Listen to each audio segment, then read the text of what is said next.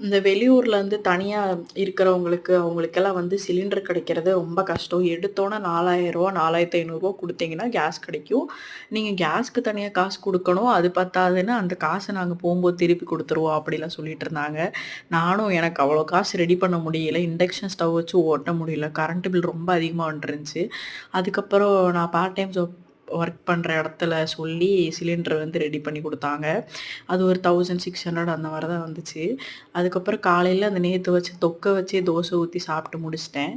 அதுக்கப்புறம் ஃப்ரெண்டு வீட்டுக்கு போயிருந்தோமா, அங்க பலாப்பழம் சாப்பிட்டோம். இந்த பேப்பர் சோப் இருக்குல்ல, இது வந்து கையில யூஸ் பண்ணி கை கழுவும்போது பார்த்தா ரொம்ப நல்லா இருந்துச்சு. கோகனட் ஸ்மெல் வந்து கையில வந்துச்சு. அப்புறம் இந்த டிவில ஓடுற பாட்டு என்ன பாட்டுன்னு தெரிஞ்சா எனக்கு கமெண்ட் பண்ணுங்க. அப்புறம் லெமன் ஜூஸ் எல்லாம் போட்டு குடிச்சுட்டு, இந்த பீஃப் கறி வந்து வெட்டிட்டு இருந்தோம். குழம்பு வைக்கலாம் அப்படின்னு சொல்லி. அது அவங்க வச்சுட்டுருந்தாங்க. சரி மட்டன் கிரேவி ஆல்ரெடி இருக்கு. அது நான் சாப்பிட்டுக்கலான்னு சொல்லி, நானும் சும்மா அந்த வெங்காயம் நறுக்கி குடுக்குறது, இந்த மாரி சின்ன சின்ன பொடி வேலைகள்லாம் பார்த்து குடுத்துக்கிட்டு இருந்தேன். அதுக்கப்புறம் அதையுமே ரெடி பண்ணிட்டு இருந்தாங்க. இந்த மாரி நம்ம ஃப்ரெண்ட்ஸ் எல்லாம் சேர்ந்து சமைச்சு சாப்பிடும்போது ரொம்பவே நல்லாயிருக்கும். அப்புறம் இந்த லேஸ் வச்சு ஒரு சாலட் ஒண்ணு செஞ்சு சாப்பிட்டோம். நல்லா இருந்துச்சு. நைட்டு வந்து திரும்பி மாவு வாங்கிட்டு வந்து தோசை சுட்டு சாப்பிட்டேன். Thank you.